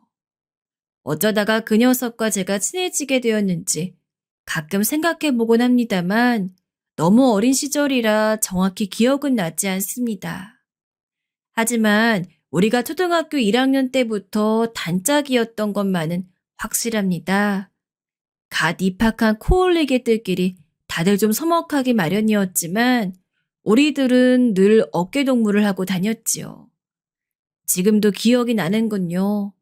하굣길에 민규네 집과 저희 집 사이에 갈림길에 설 때면 늘 서로 그날 저녁에 해야 할 일을 외치면서 헤어지곤 했죠. 무슨 만화를 꼭 보라는 둥, 어떤 숙제를 꼭 하라는 둥, 뭐 그런 이야기들을 말이죠. 학교에서 하루 종일 붙어 다니고 난 후에도 집에서마저 서로가 비슷한 경험들을 나누고 싶었던 것 같습니다. 그리고 다음 날이면 서로가 한 일에 대해서 실컷 떠들곤 했습니다. 한 번은 흘러가는 물을 보면서 대화를 나누던 기억이 나는군요. 도랑에 흐르는 물을 바라보며 멀리 강물과 합쳐져 우리의 눈이 닿지 않는 곳으로 휘돌아 나가는 물길을 바라보며 우리도 물이 되어서 저렇게 먼 곳으로 흘러갔으면 좋겠다고 이야기를 했었더랬습니다. 생각해보면 어린 시절의 호기심, 알 수 없는 먼 곳에 대한 그리움, 가보지 못한 곳에 대한 설렘 그 모든 것들을 민기와 함께 했던 것이었어요. 신기하게도 그렇게 서로 죽고 못 사는 친구였지만 서로 다른 팀이 되어 축구를 하거나 운동회에서 편이 갈라지면 또 기를 쓰고 서로 이겨야만 직성이 풀리곤 했죠. 나이가 들어서 생각해봐도 뭐라 말로 설명하기 힘든 오묘한 감정입니다만 아마 어린 시절 특유의 개구진 심보가 아니었나 생각합니다. 그렇게도 친한 민규와 저였지만 서로의 집안 형편은 많이 달랐습니다. 저희 집은 소를 제법 키우는 집이라 형편이 좀 넉넉했지만 민규는 홀어머니 슬하에서 어렵게 학교를 다니고 있었습니다. 그런 가정 형편에도 민규는 품행이 발라 장난으로라도 한 번도 엇길로 나간 적이 없었습니다. 학교에서 표창도 많이 받았죠. 많은 친구들을 집에 초대했지만 저희 어머니께선 그런 민규를 가장 좋아하셨습니다. 어쩌다 민규 이야기가 나오면 참 바른 아이인데 형편이 어려워 안타깝다며 혀를 차시곤 했어요. 그러다 중학교 2학년쯤이 되면서부터 민규와 저는 서로 조금씩 다른 길을 걷게 되었어요. 전 고등학교를 준비하며 개인 교사를 두고 공부에 열심이었고 민규는 어려운 가정 형편을 돕기 위해 아르바이트를 하게 되었습니다. 민규는 시장에서 옷 장사를 하시는 어머니를 도와 같은 시장에서 일하고 있었습니다. 가끔 떡볶이나 오뎅과 같은 군것질을 하러 시장에 가면 그곳엔 열심히 일하고 있는 민규가 있었어요. 일이 바쁘지 않으면 민규를 불러 함께 음식을 먹기도 했지요. 전 민규가 시장 일을 하는 것이 아무렇지도 않았지만 다른 친구들은 그런 민규를 마주치는 것이 보기 민망하다고 하며 차츰 민규를 멀리하는 눈치였습니다. 전 그럴 때마다 무척 속상했습니다. 저에게 민규는 둘도 없는 친구였으니까요. 친구들이 왜 그런 편견을 갖는 건지 이해할 수도 없었고요. 가끔 공부를 하다 지겨울 때면 일부러 민규를 찾아가 놀곤 했어요. 홍민규가 너무 바쁠 때는 옆에서 장사를 거들어주기도 했고 시장통 굴다리를 민규와 함께 뜀박질하기도 했습니다. 뭐가 그리 재밌었는지 그 이후로 지금까지 제 아무리 좋은 것을 누리고 재밌는 일을 해봐도 그때만큼 즐거웠던 기억이 없습니다. 다시 생각해도 정말 돌아가고 싶은 그리운 시절입니다. 하지만 고등학교에 진학하면서 민규와 만나는 시간이 뜸해졌어요. 아무래도 본격적으로 공부를 해야 하니 친구가 좋다지만 더 이상 시간을 함부로 쏟을 수가 없게 되었죠. 가끔 시간을 내어 만나긴 했지만 고2가 되면서 그마저도 뜸해지게 되었어요. 전 의대를 준비하고 있었기에 책상 앞에만 있었고 마음이 조급한 나머지 누군가를 만나 논다는 게 부담스러웠습니다. 지금도 그렇지만 당시의 의대 진학은 어려운 목표였기 때문에 강박적일 만큼 열심히 해야만 붙는다는 생각이 늘 머릿속에 꽉 차 있었어요. 마음의 여유가 전혀 없는 시기였었죠. 그러다 보니 조금씩 함께하는 시간이 줄어들게 되었습니다. 고등학교를 졸업한 후 걷는 길도 달라지게 되었어요. 전 원하던 의대에 입학하게 되었고 민규는 학교를 마치자마자 취직을 하려 했지만 그것이 여의치 않아 일용직으로 나섰지요. 그렇게 저도 대학에부터 고향을 떠나 한동안은 공부하기에 바빠 민규의 일은 까맣게 잊고 있던 차였습니다. 그러다 우연히 만난 고향 친구로부터 민규가 결혼을 했다는 소식을 듣게 되었어요. 세상에, 이렇게 무심한 친구가 있나요? 그간 민규에게 연락하지 않았던 게 아쉽고 쓸쓸해지면서 그 소식을 듣자마자 곧바로 고향으로 내려갔어요. 그런데 오랜만에 만난 민규는 많이 야위고 나이가 들어 보이더군요. 제가 미처 신경 쓰지 못한 사이 고생을 많이 한 것 같아 마음이 안 좋았습니다. 민규야, 너 참 너무하다. 결혼을 하게 됐으면 나한테 연락을 하지. 아직 식도 안 올렸는데 뭘. 그리고 우리 형만이 공부하느라 바쁜 거 내가 다 아는데 뭘 수선스레 그래. 그냥 좋은 사람 만나서 같이 잘 살고 있어. 마누란 임신 중이어서 일부러 안 데리고 왔어. 에이, 그래서야 되냐? 잠시라도 너희 집 들리자. 내려온 김에 인사는 하고 가야지. 민규는 손사래를 쳤지만 저는 꼭 사는 모습을 한번 보고 가야 되겠다고 고집을 부렸습니다. 그런데 민규네 집에 도착하고 나서야 제가 너무 눈치 없이 굴었다는 걸 깨달았습니다. 민규가 새들어 살고 있는 집의 문을 여니 사람 하나 지나가기 힘든 좁은 통로에 부엌을 겸한 수도시설이 눈에 띄었는데 그 통로와 연결된 문을 여니 벽지마다 곰팡이가 덕지덕지 피어있는 방 안에서 만삭의 재수씨가 차은한 표정으로 저를 반기더군요. 순간 가슴이 덜컥 내려앉았습니다. 눈치 없이 왜 오겠다고 해서 민규의 마음이 상했을까봐 노심초사했지요. 그래도 애써 그런 티를 내지 않으려고 노력했어요. 허나 민규네 부부는 그렇게 사는 모습이 창피했는지 내내 안절부절이었습니다. 커피라도 드릴까요? 집에 드릴 게 마땅치 않아서. 아, 네. 아무거나 괜찮습니다. 죄송해요, 재수씨. 제가 고집 부려왔는데 불편하시죠? 너무 눈치 없이 왔네요. 아니에요. 얼른 커피 드릴게요. 잠시만요. 재수씨는 커피를 타면서도 표정이 좋지 않았습니다. 옆에 있는 민규 역시 얼굴에 그늘이 져 있었고요. 마치 제가 불청객이 된 듯하면서 정말 수만 가지 생각이 스쳐 지나갔습니다. 겉으론 아무 내색하지 않았지만 속은 타들어가고 있었지요. 어렸을 적엔 아무 격 없이 지내던 친구인데 자기 사는 처지를 부끄러워하고 있는 친구를 보니 마음이 너무나 아파왔습니다. 전 후다닥 커피를 마시곤 그 집에서 나왔습니다.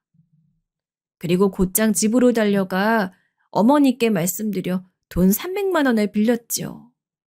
어머닌 갑자기 뜬금없이 왜 그렇게 큰 돈이 필요하냐고 물으셨지만 제가 민규를 만나고 온 것을 아셔 뭔가 짚히는 것이 있으셨던지 두 말 않고 돈을 마련해 주셨어요. 고맙습니다, 어머니. 저는 그 말을 남기곤 다시 민규를 찾아갔습니다. 형만아, 무슨 일이냐? 놓고 간 거라도 있어? 아니, 그게 아니고 생각해보니까 결혼 선물을 제대로 못 준 것 같아서 이거 받아. 어? 아이, 이게 뭐야? 아니, 너 이 큰 돈을 어디서... 명색의 네 결혼 선물인데 이거라도 해주고 싶었어. 더 주지 못해 미안하다. 형만아, 나 이 돈은 너무 부담스럽다. 괜찮아. 얼른 도로 가져가. 와준 것만으로도 고마워. 나중에 내 결혼식 때 돌려주면 되잖아. 받아. 내 손 무한하다. 아, 얼른. 민규는 한사코 사양했지만 나중에 제 결혼식 때 꼭 갚으라고 하며 떠안기다시피 하니 하는 수 없이 돈을 받았습니다. 민규의 눈시울이 금세 붉어졌습니다. 고맙다, 형만아. 안 그래도 이것저것 준비할 것도 많아서 눈앞이 캄캄하던 참이었어. 네가 주는 돈은 일단 받을게. 잘 쓰고 나중에 내가 열심히 해서 꼭 배로 돌려줄게. 약속하마. 약속은 무슨? 나중에 잘 돼서 돈 넘치면 그때 갚아도 돼. 그럼 난 이만 간다. 어, 잘 가, 형만아. 그렇게 민규를 만나고 돌아오는 길은 스스로 잘했다 싶었습니다. 민규에게 도움이 됐을 거라 생각하니 마음의 짐이 좀 덜어지는 기분이 들었어요. 어렸을 적 함께 시간을 보내며 시간만 보낸 게 아니라 추억도 함께 나누었으니 늘 그 추억에 보답하고 싶었는데 이렇게라도 민규의 사는 형편에 도움이 되어 다행이란 생각이 들었습니다. 그 후에는 저도 정말 바쁜 시기를 보냈어요. 지금 생각해도 그 많은 공부량을 어떻게 다 소화했는지 기가 질릴 정도네요.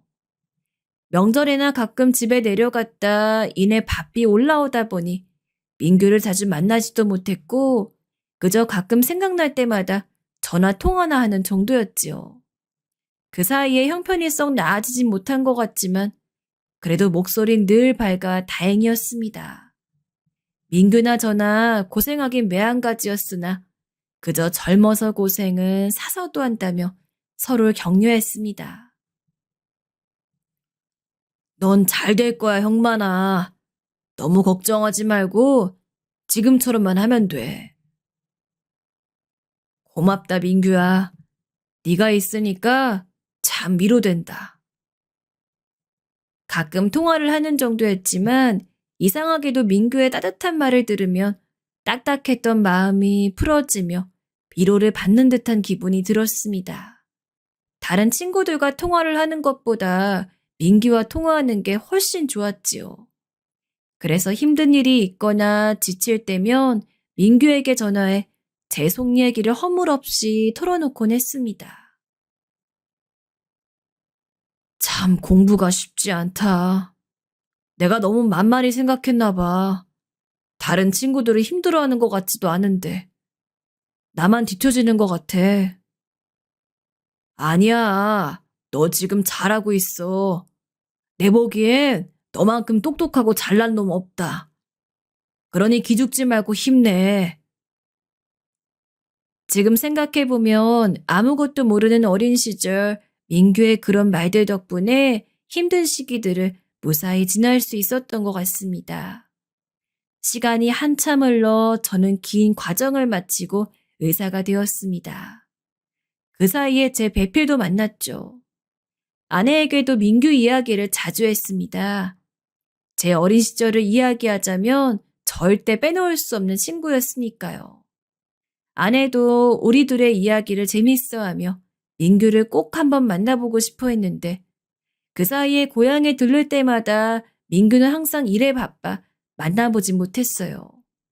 아쉬웠지만 그래도 전화로 안부를 전하곤 했으니 괜찮았습니다. 그리고 아내에게 제 결혼식 때 꼭 한번 민규를 인사시켜 주기로 마음먹고 그러고 있던 차였죠. 결혼식을 준비하면서 당연히 민규에게도 청첩장을 보냈어요. 와, 형만아, 드디어 결혼하는구나. 자식, 축하한다. 민규는 제 결혼을 자기 일처럼 축하해 주었습니다. 민규는 아내가 궁금하다고 했고 저도 아내에게 네 이야기를 많이 해뒀으니 결혼식 날 꼭 오라고 하며 전화를 끊었지요. 하지만 이상하게 결혼식 당일날 민규가 보이지 않았습니다. 결혼식 날에야 어디 신랑이 눈코 뜰 새가 있나요? 어지간한 사람은 와도 기억 못할 판이지만 전 민규를 계속 기다렸기 때문에 결혼식 내내 식장을 흘끔거렸어요. 그런데 어디에도 민규의 모습은 찾을 수가 없었습니다. 지훈아, 민규 못 봤냐? 민규? 아이, 글쎄, 못 봤는데 왜? 민규 안 왔어? 그러게, 민규가 안 보이네. 고향 친구에게까지 민규가 어디 있는지 물었지만 친구도 민규를 보지 못했다 했습니다. 사진 찍을 때가 되니 안달이 나기 시작하더군요. 하는 수 없이 결혼식 사진에 제일 친한 친구가 빠지고 말았죠. 지금도 좀 못내 아쉽습니다. 20대가 되고부턴 바빠서 서로 같이 찍은 사진 한 장 남겨둔 게 없는데 말이죠. 결국 결혼식 날 민규를 보지 못하고 전 신혼여행을 떠났습니다. 그런데 신혼여행을 다녀왔더니 어머니께서 저에게 봉투를 하나 내미셨습니다. 그 안엔 꼬깃하게 접힌 5,000원짜리가 하나 들어있었어요. 이게 뭐예요, 어머니? 민규가 남긴 거다. 일부러 너 보라고 남겨뒀어. 그 말을 듣는 순간 저도 모르게 왈칵 눈물이 쏟아지더라고요. 이 바보 같은 친구가 왔으면 들어올 일이지 뭐 한다고 친구의 결혼식도 안 보고 그냥 돌아선 건지. 어머니도 축의금을 정리하다 그걸 보고 마음이 안쓰러워 일부러 저더러 보라고 남겨두셨다고 하더군요. 그걸 보고서야 어디 그냥 있을 수가 있나요? 고향에 온 김에 꼭 민규를 만나야겠다고 생각하고 집을 나섰는데 이상하게도 연락이 닿지가 않았어요. 친구들에게도 수소문해봤지만 그간 무엇을 하고 살았는지 아무도 소식을 아는 친구들이 없더군요. 갑자기 무슨 일인지 도깨비한테 홀린 기분이었습니다. 그나마 예전에 민규가 새들어 살던 곳을 찾아가니 이미 몇 번을 이사했는지 아무도 민규를 아는 사람이 없었습니다. 하는 수 없이 친구의 소식을 알지 못한 채 신혼집으로 올라왔습니다. 민규가 축의금을 낸 꼬깃한 5,000원을 따로 챙겨서 보관했고요. 그걸 볼 때마다 마음이 착잡했습니다. 어렸을 때는 책 읽는 것도 좋아하고 공부도 곧잘하던 똑똑한 친구였는데 대체 그놈의 가난이 뭔지 친구 결혼식에 와서 당당히 자기를 드러내지도 못하는 그 심정이 오죽했을까 하는 생각도 들었고요. 그로부터 며칠이 지나 집에서 전화가 왔습니다. 민규로부터 편지가 왔다고 하더군요. 내용이 궁금해서 당장의 편지를 읽어달라고 하고 싶었지만 왠지 그간의 상황으로 봤을 때 남에게 알리지 못할 사정이 있을까봐 일단은 보관을 해주시라고 했습니다. 그러고는 저도 병원 일이 바빠 고향엔 통 내려가지 못하고 몇 달이 지나고 명절이 되어서야 겨우 고향에 내려가 그 편지를 뜯어볼 수 있었습니다. 편지를 읽고 나선 또다시 눈물을 주체할 수가 없었지요. 형만아, 우선 결혼 축하한다. 네 소식은 종종 듣고 있었지만 늘 열심히 해서 잘 되는 모습 보니 기분이 좋다. 그리고 미안하다. 네 결혼식에 축의금을 든든히 낸다고 약속을 못 지키게 되어서. 마음 같아선 남들 하는 만큼이라도 하고 싶었는데 그렇다고 어디 가서 돈을 꿀 형편도 안 돼서 나 부끄럽지만 하찮은 부조금이나마 너무 기분 상하지 않고 받아줬으면 한다. 억지로 마련한 돈을 예식장까지 가는 차비를 제하고 나니 고작 몇천 원 남더구나. 그래도 가까이서 결혼식을 지켜보려고 제일 좋은 옷을 입고 찾아갔지만 예식장에 가니 내 모습이 다른 사람에 비해 너무 초라하게 느껴졌어. 그래서 괜히 내가 결혼식을 망치는 것 같아 일부러 멀리서 지켜봤다. 먼 발치에서나마 나는 네 결혼하는 모습을 다 지켜봤으니 너무 섭섭하게 생각하지 말았으면 좋겠다. 언제고 떳떳하게 다시 만날 날이 있을 거야. 마침 다행히 좋은 분들을 만나 기회를 얻었으니까 앞으로 뭐라도 열심히 해볼 작정이다. 이게 나한테 마지막 기회가 될 것 같아. 당분간은 바빠서 연락도 못할 테지만 늘 지금처럼 건강히 있기를 바란다. 나도 열심히 해서 꼭 좋은 모습으로 다시 만나도록 노력할게. 사랑한다, 친구야. 그리고 결혼 축하한다.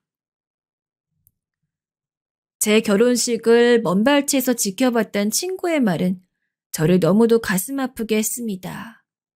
왔으면 당당히 모습을 드러낼 것이지 그렇게라도 제 결혼식 모습을 지켜봤다는 사실에 마음이 무너질 듯 아파했습니다. 그래도 그나마 다행스러웠던 건 마지막 글귀였어요. 좋은 기회를 얻어 열심히 무언가를 하고 있다는 민규의 말. 그 말에서 전 왠지 민규의 자신감이 느껴졌습니다. 비록 그래서나마 어린 시절 골목대장을 하던 민규의 당당하던 모습이 떠올라 대체 어디에서 뭘 하는진 모르지만 언제고 민규가 꼭 성공한 모습으로 만날 수 있기를 간절히 빌 뿐이었습니다. 그리고 민규는 그럴 수 있을 거라고 반드시 그럴 수 있는 놈이라고 믿었습니다. 그러고 한참의 세월이 흘렀습니다. 그 사이에 저도 아이를 낳아 키우고 일을 하면서 바쁜 세월을 보냈죠. 의사의 일이라는 게 늘 긴장 속에 있는 일인지라 더더욱 마음의 여유가 더 없었던 것 같아요. 그 와중에 아이도 키우고 인간으로서 성숙해지는 기간도 가졌던 것 같아요. 민규의 소식은 들리지 않았습니다. 그 나이쯤에서는 정을 나누었던 친한 친구들과도 하나둘씩 멀어지기 마련이라 저도 민규를 그 정도로만 생각하게 되었어요. 친했지만 멀어져 버린 친구. 가정이 생기니 씁쓸하지만 저절로 그렇게 되어버리더군요. 다만 그때까지 연락이 없는 것으로 보아 아마 형편이 크게 나아지지 않았음을 짐작했을 뿐이었지요. 가끔 민규가 떠오르곤 했습니다. 술을 한 잔 마시거나 가만히 있다 보면 어렸을 적 민규의 모습도 생각이 나고 우리가 함께 놀던 굴다리가 떠오르기도 했어요. 그리고 마지막으로 만났던 그 고생에 찌들고 퀭한 눈이 떠올라 부디 지금은 좀 안정된 가정을 꾸리고 살길 바랬습니다. 그렇게 민규는 제 어린 시절의 추억으로만 다정했던 흑백 사진 한 장으로만 남게 되었습니다. 그러다가 중년이 된 어느 날 뜻하지 않게 민규의 소식을 듣게 되었어요. 그때가 벌써 20년 전의 일이죠. 미국에서 공부하고 한참 그곳에 살던 친구가 귀국을 하게 되어 축하 파티를 열었던 일이 있었습니다. 뜻밖에도 그 친구로부터 민규의 소식을 듣게 된 거죠. 그 친구 말에 의하면 민규가 미국으로 건너가 있다는 것이었습니다. 미국에? 아니, 민규가 왜 미국에 있어? 갑자기 그게 무슨 소리야? 나도 몇 년 전 그때 잠깐 보고 못 봤어. 친구 만나러 갔다 거기서 보고. 나도 처음에 얼마나 놀랐다고. 근데 서로 바쁘니 뭐 길게 이야기할 수가 있나. 잠깐 안부만 물었지. 듣자 하니 그곳에서 뭔 일을 하던 모양이던데? 너무 예상하지 못한 풍문에 어안이 벙벙했지만 그 친구도 특별히 아는 게 없으니 더 물어보지 못하고 답답한 노릇이었습니다. 그럼 보기엔 좀 어때 보였어? 잘 사는 것 같았어? 글쎄, 좀 힘들게 사는 것 같더라. 여전히 깡마르고 얼굴도 까무잡잡한 게 고생 꽤나 하고 사는 모양 같았어. 그제야 오래전 편지 속의 다짐이 무슨 뜻인지를 깨달을 수 있었습니다. 나름 장한 결심을 했다 싶긴 했지만 하필 뜬금없이 웬 미국인지 궁금하고 묻고 싶은 것도 많았습니다. 허나 연락을 할 수도 없고 그 이상의 소식을 알 길이 없어서 또 한동안 생각만 하다 잊어버리게 되었습니다. 그래도 민규의 소식은 자꾸 생각이 나 동창회에 나가거나 고향 친구를 만나면 민규의 소식을 물어보곤 했지만 아이들도 민규와는 연락이 닿지 않는다고 하는 통에 알 길이 없었어요. 그리고 또 오랜 세월이 흘렀습니다. 그간에 많은 사람과 만나고 헤어지면서 어느새 옛 시절의 추억도 까맣게 잊어버리고 이젠 누군가 제게 이야기를 해주어야 떠올릴 수 있을 정도가 되었죠. 그러던 중 청천벽력 같은 소식을 듣게 되었어요. 바로 제가 암이란 소식이었죠. 직업이 의사인지라 건강에 나름 신경을 쓰고 있었는데 최근 요 몇 년은 소홀해져 건강관리 별로 하지 않고 있었어요. 그런데 검사 결과 간암 초기란 얘기가 나오더군요. 동료 의사가 빨리 수술을 받고 치료하자는 말에 충격이 가실 새도 없이 얼른 수술 날짜부터 잡았습니다. 수많은 환자를 봐왔지만 막상 제가 의사로서 이런 진단을 받게 되니 환자의 심정이 더 이해가 가더군요. 참 막막하고 힘들었습니다. 물론 치료를 잘 받으면 충분히 나을 수 있는 암이었지만 재발률 높은 간암에 걸렸다 생각하니 앞이 깜깜해지는 건 어쩔 수 없었어요. 그런데 그때 문득 친구가 생각이 났습니다. 오래전에 보고 보지 못했던 친구가 잠결에 문득 떠오르더군요. 친구가 웃는 얼굴로 제게 손을 흔들고 있었는데 그 장소가 마침 시장통이었어요. 우리가 함께 어울려 놀던 시장통에서 친구는 환히 웃고 있었어요. 그 모습을 보는데 꿈결이라도 눈물이 나서 그만 펑펑 울고 말았습니다. 당신 괜찮아요? 여보, 여보. 아내가 흔들어 절 깨웠지만 전 한참을 일어나지 못하고 끄끄거렸습니다. 왜였을까요? 갑자기 어린 시절이 그리워진 건지 그때로 돌아가고 싶은 마음이 들었던 건지 알 수 없는 슬픔과 먹먹함이 저를 덮쳐오는 듯 했어요. 다행히 수술이 잘 끝나고 아내의 도움으로 회복도 되어 짧은 시간 안에 일에도 복귀할 수 있었지만 꿈속의 그 친구의 모습만큼은 잊혀지지 않고 계속 맴돌았어요.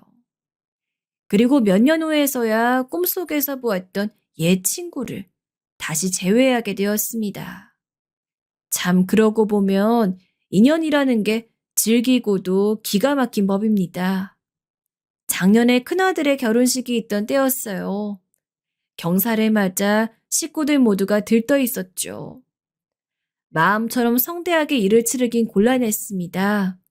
그래서 꼭 필요한 최소한의 인원만으로 식을 준비했지요. 그런데 지나고 나니 그랬다 싶은 건지 아니면 그때 당시에도 심상치 않다 생각했는지 모르지만 결혼식을 하는 도중 한 백발의 신사가 눈에 띄었습니다. 뒤쪽 테이블에 앉아 흐뭇한 표정으로 웃음을 띤 채 결혼식을 지켜보고 있는데 전 그저 신부 쪽 손님인 줄로만 알았어요. 전부 테이블로 둘러싸놓으니 신랑 쪽, 신부 쪽을 구분이 안 되었으니까요. 그래서 별로 대수롭지 않게 생각했는데 축의금을 정리하다 그만 깜짝 놀라고 말았습니다. 축의금 봉투에 민규의 이름이 적힌 봉투를 발견했기 때문이죠. 까맣게 잊고 지냈던 친구이고 연락할 방도도 없어 전혀 신경도 안 쓰고 있었기 때문에 처음엔 동명이인인 줄로만 알았는데 아무리 생각해도 그 이름을 쓰는 사람은 제 옛 친구밖에 없었습니다. 믿기지 않는 일이라 손이 부들부들 떨려왔습니다. 옆에 있던 아내도 제 손을 잡으며 당신 친구냐고 속삭이듯 말했습니다. 여보. 그런데 아내가 봉투를 확인하더니 놀란 목소리로 저를 불렀어요. 돈이. 더 놀라웠던 것은 축의금 봉투를 열었더니 1억짜리 수표가 들어있는 게 아니겠습니까? 세상에, 이게 무슨 도깨비 장난도 아니고 아낸 축의금 봉투에서 1억이 나오니 뭔가 일이 잘못된 것이라며 신고를 한다 어쩐다 야단이었죠. 봉투에는 수표만 들어있는 것이 아니라 편지가 한 장 동봉되었어요. 떨리는 손으로 편지를 펴보니 과연 봉투의 주인은 제 어린 시절 친구 민규가 맞더군요. 이복의 형만이 그간 잘 지냈는가? 자네를 놀래켜줄 생각을 하니 편지를 쓰는 지금도 마음이 참 유쾌하네. 다소 놀랬더라도 너무 짓궂다고 생각지 말게. 그간 세월이 쉽지 않아 늙은이가 다 되어서야 자네를 만나보네. 그동안 외국에 나가 있는 통에 격조했네. 그래도 열심히 한 덕에 이렇게 보다시피 잘 되었네. 어떻게 자네 아들 결혼식을 알았는지 궁금하지 않나? 서로 궁금한 이야기는 만나서 이야기하세. 이 연락처로 전화 주게. 1억짜리 수표를 손에 쥐고 심장 떨리는 기분으로 편지를 읽었습니다. 그리고는 아내의 편지에 적힌 연락처로 전화를 했지요. 참 얼마 만에 듣는 목소리인지. 여보세요? 민규의 목소리 듣자마자 그만 울컥 눈물이 쏟아질 것 같았습니다. 전화로나마 그간의 이야기를 다 묻고 싶은 심정이었지만 마침 민규도 누군가를 만나던 중이라 반가운 인사 끝에 약속만 정하고 전화를 끊을 수밖에 없었습니다. 통화를 끊고 나니 그만 너털 웃음이 나오더군요. 짧은 편지와 통화였지만 어쨌거나 이 친구가 대단한 성공을 한 것은 틀림없고 왠지 어린 시절 장난기 넘치는 그 친구의 모습도 떠오르고 기분 좋은 소식에 환희에 차기도 하고 세월이 흘러 이제야 만난다는 생각에 참 마음이 복잡 미묘했습니다. 며칠 후 약속 장소에 나가보니 아니나 다를까 결혼식에서 봤던 그 백발 신사가 바로 민규더군요. 저도 모르게 민규를 끌어안고 서로 얼굴을 부볐습니다. 30년의 세월을 어찌 말로 다 할 수 있었겠습니까? 저와 민규 둘 다 눈시울이 붉어진 채 서로의 얼굴을 부비며 그리움을 마음껏 나누었습니다. 이렇게 널 여기서 만날 줄이야. 나는 상상도 못했어. 이제 널 못 보겠다 싶었는데. 그치? 나도 그랬어. 근데 자네를 잊을 수가 있나. 민규는 제 어깨를 쓰다듬고 자리에 앉힌 후 천천히 지난 이야기를 시작했습니다. 민규의 성공 과정도 꽤나 기가 막히더군요. 마치 자서전을 읽는 것 같았습니다. 그러니까 제가 막 결혼 준비를 하던 그때의 일이지요. 그 당시 민규는 카센터에서 일을 하고 있었는데 당시엔 월급도 많지 않고 그 돈으로 자식 둘을 키우자니 그저 나날이 빠듯한 생활의 연속이고 빚만 안 지면 다행이라 할 형편이었다고 합니다. 기술이나 배워서 자기 이름으로 카센터를 차리고자 하는 소원만 품고 있었지만 그것도 돈이 있어야 가능한 일이죠. 그대로는 도저히 앞날이 보이지 않아 고민하던 민규에게 때마침 혹할 만한 제안이 들어왔다고 하네요. 외국엔 기술자가 대우를 받으니 한국 땅에 이대로 있는 이보다 미국으로 건너가 그곳에서 일을 하자는 제안이었고 민규는 낯선 타향에서 생활할 것을 생각하니 막막했지만 이대로 답도 없는 생활을 하는 것보단 부딪혀 깨지더라도 한번 가보자는 심산으로 미국행을 준비했습니다. 솔직히 너무 막막했어. 아이도 키워야 하고 돈 들어갈 땐 투성인데 방법이 없으니까. 내가 대학을 나온 것도 아니고 가진 건 기술뿐인데 여기선 알아주질 않으니까 그래서 어떻게든 한 몸 던져보자 싶어 가족들 이끌고 다 미국으로 간 거야. 근데 거기서 고향 친구를 만났지. 민규는 미국에서 처음 터를 잡을 동안 부침이 많았다고 했습니다. 그거야 굳이 듣지 않아도 미루어 짐작할 수 있는 일이었지요. 민규는 그 시절을 회상하며 정말 지옥 같았다고 이야기했습니다. 언어도 문제였지만 외국인에 대한 차별도 상상을 초월했고 매일 밤엔 술을 먹어야 버틸 수 있었다고요. 하지만 이왕 여기까지 온 거 포기할 수가 없어 버텼다고 했습니다. 고향 친구와 마주친 것도 그 즈음의 일이었다고 합니다. 꾀재재한 옷차림으로 만난 게 부끄러워 집에 돌아가는 내내 울었지만 민규는 아무리 힘들어도 이젠 돌아갈 집도 없다고 생각하며 이를 악물고 일만 했다고 합니다. 오기와 도끼, 그거로만 살았는데 그게 나한텐 좋은 점으로 작용했어. 현지 사람들한테 인정을 받고 나선 차츰 좋은 기회를 얻었어. 마침내 내 카센터까지 열 수 있게 되었지. 그간 한국에 있던 촌놈 의사로선 카센터로 어떻게 성공을 했다는 것인지 차마 짐작도 할 수 없는 일이었지만 민규는 카센터로 어마어마한 성공을 거두었고 많은 금액을 벌었다고 했습니다. 성공을 하고 가정도 안정적으로 꾸릴 수 있게 되니 그때만큼 행복했을 때가 없었다고 했어요. 이제야 사는 기분이 들었다고요. 한국에서의 그 막막했던 삶을 떠올리면 이제야 고생 끝에 낙을 얻은 것 같아 하루하루가 너무나 행복했다 합니다.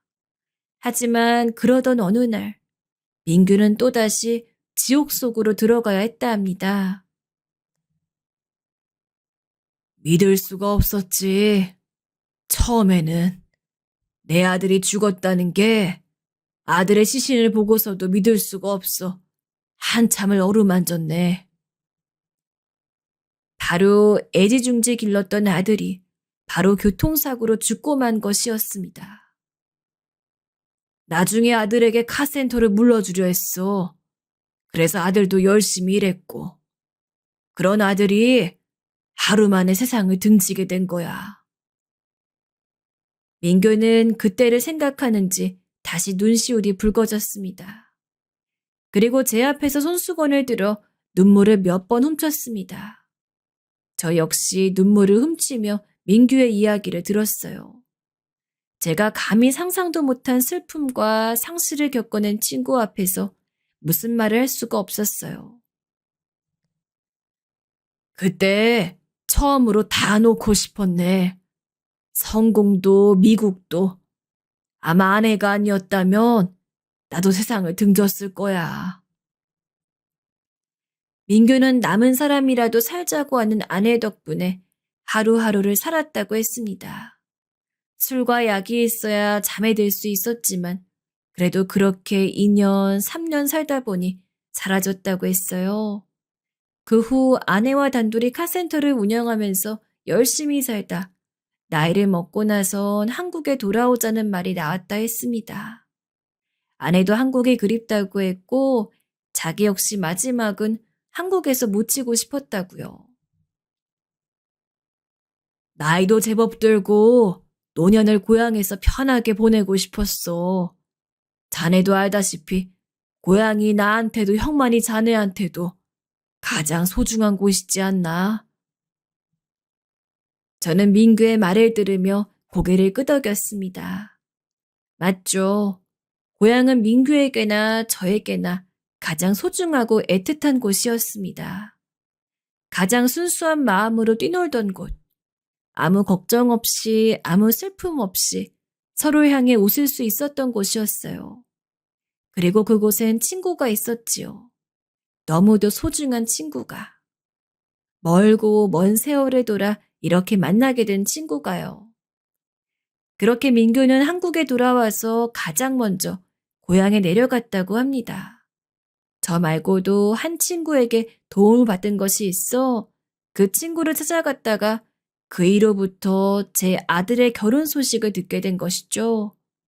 마음 같아선 당장에 저를 만나고 싶었지만 일부러 저를 깜짝 놀래켜주기 위해 결혼식 당일까지 몇 달을 벼르고 있었다고 하는군요. 자네한테 얼른 연락하고 싶었는데 마침 아들 결혼식이라지 않나? 이거 기회다 싶었지. 자네도 기억나지? 내가 자네 결혼식에 축의금한 거. 사실 그때 5천 원 하면서 내가 꼭 반드시 성공해서 자네의 자식 결혼 때에는 1,000배로 부조금을 내겠다 다짐했었거든. 근데 세월이 하도 지나노니 그깟 500이야 누가 못하겠나 싶더구만. 그래서 까짓 10,000배다. 내는 김에 모두 치졸하다. 1억. 그 정도는 돼야 자네가 깜짝 놀랄 거라 생각했지. 에이, 이 사람아. 아이, 그래도 결혼식 축의금에 1억이라니. 어디 재벌끼리도 그런 소리 못 들어봤네. 안 그래도 내가 돌려주려고 생각하고 있었어. 이 사람은? 자네가 그럼 어디 재벌들 부조하는 거 봤단 말이야? 그리고 그걸 꼭 돈으로 생각해야 좋은가? 예전에 자네가 나한테 300을 준 적이 있었지? 그걸 지금 돈으로 따지면 값어치가 몇 곱절은 될 거야. 그리고 금액이 문제가 아니라 그때 그 돈은 나한테 그냥 돈이 아니었어. 애는 태어나지 집안에 돈이라고 눈을 씻고 찾아도 없지. 자네가 아니었으면 그 비참함을 어찌 견뎠겠나. 자네 덕분에 나도 이까진 놈의 세상, 이런 친구들을 둔 내가 왜 기죽어 사냐. 나도 한번 번듯이 성공해보자 하는 마음 품을 수 있었어. 그 돈은 나한테 희망이었어. 잘 살 수 있단 희망. 고맙네. 정말로 너무 고마워.